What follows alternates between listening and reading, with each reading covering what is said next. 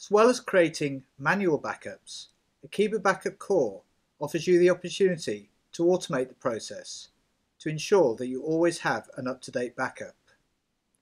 To begin with, let's go to our website and go to the Akeeba Backup components. Here on the control panel, we can see an option called Scheduling Information.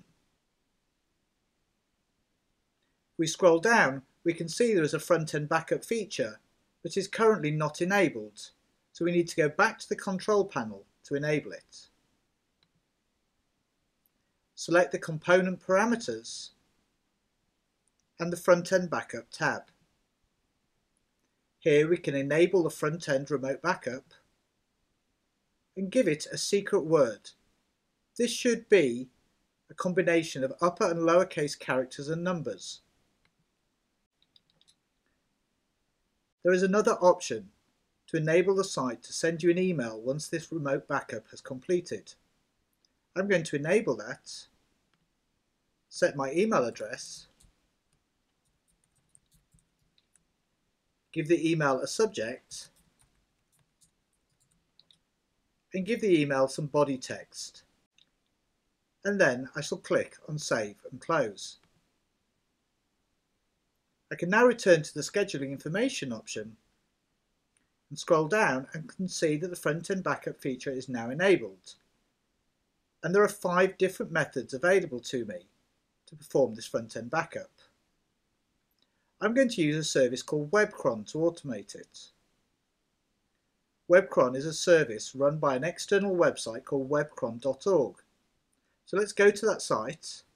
As we can see, Webcron.org offers several services, including uptime monitoring and something called an online cron.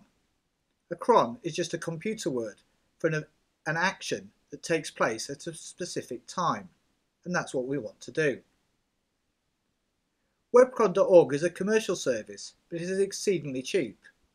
If we check their prices, we can see that a cron that lasts about 180 seconds, which should be enough to back up most websites, costs a fraction of a cent. In fact, for just €1, you can perform 2,500 backups, more than enough to do a backup a day for several years. So go ahead and sign up. It's free to sign up, and it includes some free credits so that you can test the service out before committing. Once you've signed up and created your account, go ahead and log in.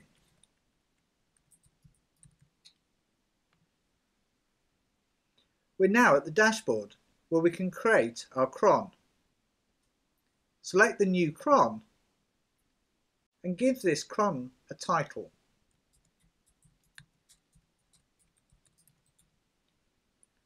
Then select the timeout.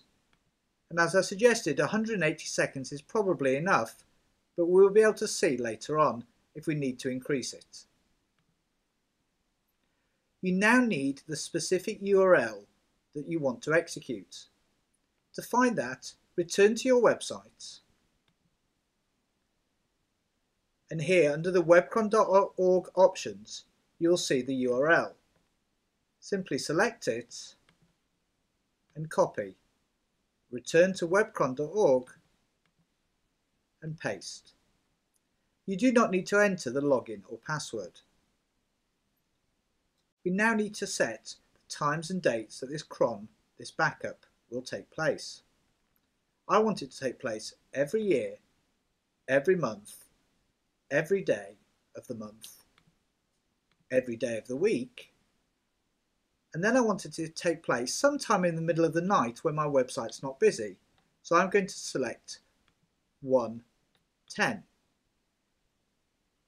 and then scroll down and submit.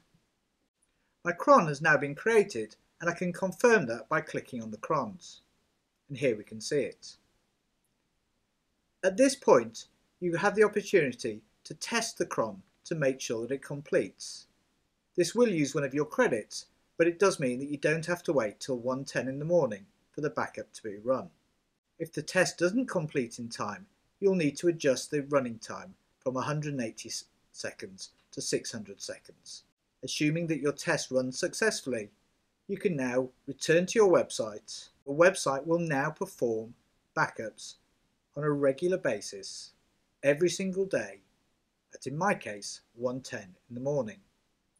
But remember, the backup will still be stored on your website, so it's important to go to the Manage Backups and select the backup and download it to your own computer.